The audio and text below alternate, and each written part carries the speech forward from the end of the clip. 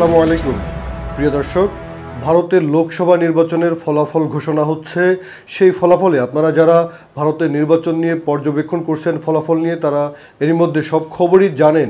আমি আজকে এই সংক্ষিপ্ত বিশ্লেষণে যে কথাগুলো তুলে ধরতে চাই, তার মধ্যে অন্যতম তিনটি বিষয় পরিষ্কার করতে চাই। যার একটি হচ্ছে যে মোদির দল অর্থাৎ বিজেপি এককভাবে সরকার গঠন করতে পারছে না, সেই বিষয়টি। দ্বিতীয়ত হচ্ছে তার যারা জোট সঙ্গী রয়েছে তাদের উপরে তার সরকার গঠনের জন্য কতটা নির্ভরশীল হতে হচ্ছে। আর ঠিক এই ফল ঘোষণার এই পর্যায়ে এসে এখনও কি তার বিরোধী যে জোট অর্থাৎ কংগ্রেসের নেতৃত্বাধীন সেখানে যে জোট রয়েছে, ইন্ডিয়া জোট, তারা কি এখনও ক্ষমতায় যাবার সম্ভাবনা টিকিয়ে রেখেছেন, সেটি কিভাবে, এই সমস্ত বিষয়গুলো আপনাদের সামনে পরিষ্কার করতে চাই।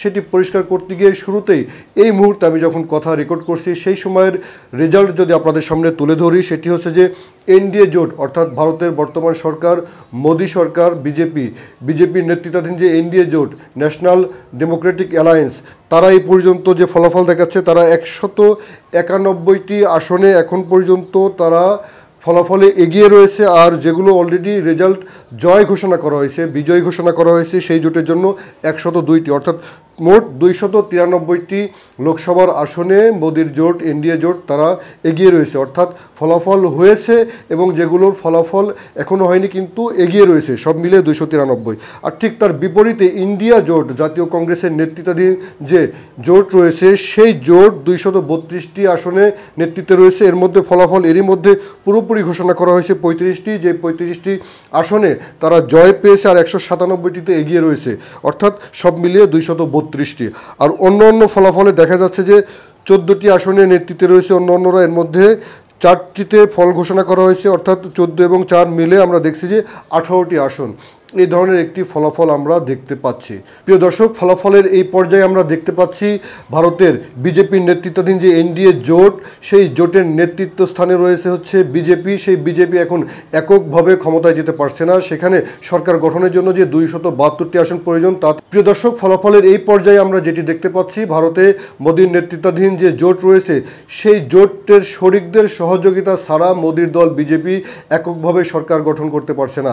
এখানে অবশ্যই আমাদের জানা দরকার, অতীতে দুটি নির্বাচনে 2014 এবং 2019-এর নির্বাচনে মোদির দল এককভাবে এত বেশি আসন পেয়েছিল, তার শরিকদেরকে অত বেশি পাত্তাই দিত না, গুরুত্বই দিত না। কিন্তু এখন মোদির দলের সরকার গঠনের জন্য বাঁচা মরার লড়াই নির্ভর করছে তার শরিকদের উপরে। তার শরিকরা যদি তাকে সহযোগিতা না করে এবং কোনো কারণে যদি ভাঙন তৈরি হয়, তাহলে মোদির জন্য অনেক বেশি কঠিন হয়ে যাবে। শুধু তাই না, তার শরিকরা এখন অনেক বেশি বার্গেনিং করতে পারবে এই সরকার গঠনের জন্য। সুপ্রিয় দর্শক, আর এর বিপরীতে আমরা যে চিত্রটি দেখতে পাই, যে ভারতের যে ইন্ডিয়া জোট, জাতীয় কংগ্রেসের নেতৃত্বে যে জোট রয়েছে, সেই জোট সম্পর্কে যে ধারণা দেওয়া হয়েছিল, খোদ মোদি, তার দল এবং তার যে সমস্ত দালাল মিডিয়া রয়েছে ভারতের, তারা বুথ ফেরত যেসব জরিপের কথা বলেছিল, সেই সব জরিপের মধ্যেই ভুল প্রমাণিত হয়েছে এবং ইন্ডিয়া জোট অনেক বেশি এগিয়ে গিয়েছে। এই এগিয়ে যাওয়ার ফলে যেটি হয়েছে, তারা একটি শক্তিশালী বিরোধী দল হতে পারে, এমনকি সরকার গঠনও করতে পারে। যদি মোদির জোট থেকে দু একটি দল ভেগে আসে এদিকে, তাহলে কিন্তু বিরোধী দল যারা রয়েছে অর্থাৎ ইন্ডিয়া জোটও কিন্তু ক্ষমতায় যাওয়ার সম্ভাবনা রয়েছে। সেই সম্ভাবনাকে এখনও উড়িয়ে দেওয়া যাচ্ছে না। আমাদের সঙ্গেই থাকুন, আমরা পরবর্তী আলোচনায় আপনাদের কাছে আরও তথ্যপত্র নিয়ে হাজির হব।